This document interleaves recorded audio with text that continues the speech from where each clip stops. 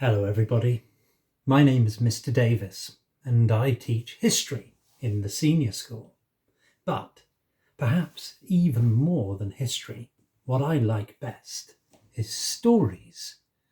And I thought that whilst we were all staying at home for a bit, it might be nice if we could still all get together and listen to a story at the end of the day. Because if your day's been good or bad or busy or quiet or exciting or even a bit boring, it can always be made better by finishing off with a story. So, I'm going to read a story to you today by a man called Terry Jones. Now, Terry Jones was a comedian, which is somebody who is funny for a living. But what a lot of people don't know is he wrote his own book of fairy tales. And it is one of these fairy tales that I'm going to read to you today. So this is Terry Jones's story, The Sea Tiger. There was once a tiger who told the most enormous lies. No matter how hard he tried, he just couldn't tell the truth. Once the monkey asked the tiger where he was going. The tiger replied that he was on his way to the moon, where he kept a store of tiger cheese, which made his eyes brighter than the sun so that he could see in the dark. But in fact, he was going behind a bush for a snooze. Another time, the snake asked the tiger round for lunch, but the tiger said that he couldn't come because a man had heard him singing in the jungle and had asked him to go to the big city that very afternoon to sing in the opera. "Oh," said the snake, "before you go, won't you sing something for me?" No," said the tiger. "If I sing before I've had my breakfast, my tail swells up like a sausage, and I'll get followed around by sausage flies all day." One day, all the animals in the jungle held a meeting, and they decided that they'd cure the tiger of telling such enormous lies. So they sent the monkey off to find the wizard who lived in the snow-capped mountains. The monkey climbed for 7 days and 7 nights, and he got higher and higher until at last he reached the cave where the wizard lived. At the entrance to the cave he called out, "Old wizard, are you there?" And a voice called out, "Come in, monkey. I've been expecting you." So the monkey went into the cave. He found the wizard busy preparing spells, and he told him that the animals of the jungle wanted to cure the tiger of telling such enormous lies. "Very well," said the wizard. "Take this potion and pour it into the tiger's ears when he is asleep." "But what will it do, wizard?" asked the monkey.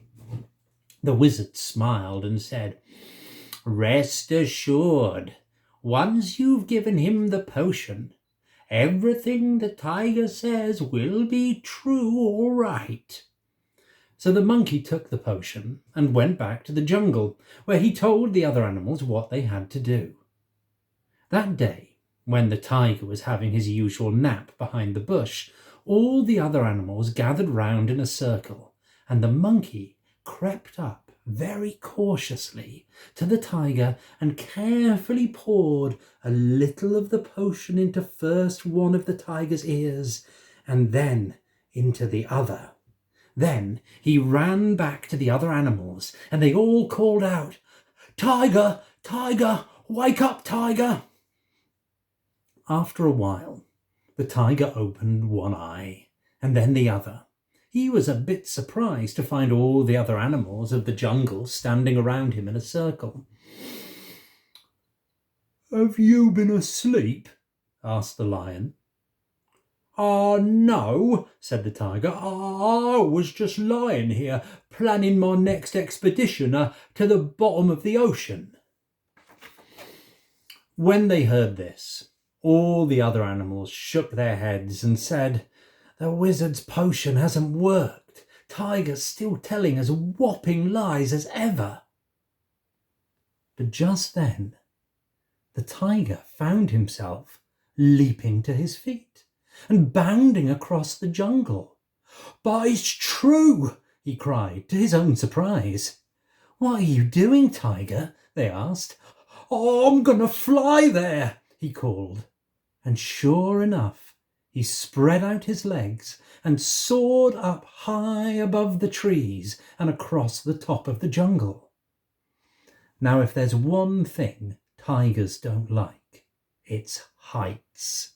And so the tiger yelled out, "Help! I am flying, get me down!" But he found himself flying on and on until the jungle was far behind him, and he flew over the snow-capped mountains where the wizard lived. The wizard looked up at the tiger flying overhead and smiled to himself and said, "Ha ha! Oh, tiger, you'll always tell the truth now, for anything you say will become true, even if it wasn't before." And the tiger flew on, and he got colder and colder. And if there's one thing tigers hate worse than heights, it's cold. At length, he found himself flying out over the sea, and then suddenly he dropped like a stone until he came down splash into the middle of the ocean. Now, if there's one thing tigers hate more than heights and cold, it's getting wet. "Oh," said the tiger, but down and down he sank right to the bottom of the ocean, and all the fish came up and stared, so he chased them off with his tail. Then he looked up, and he could see the bottom of the waves high above him, and he swam up and up and up, and just as he was running out of breath, he reached the surface. Then he struggled and splashed and tried to swim for the shore. Just then a fishing boat came by, and all the fishermen gasped in amazement to see a tiger swimming in the middle of the ocean.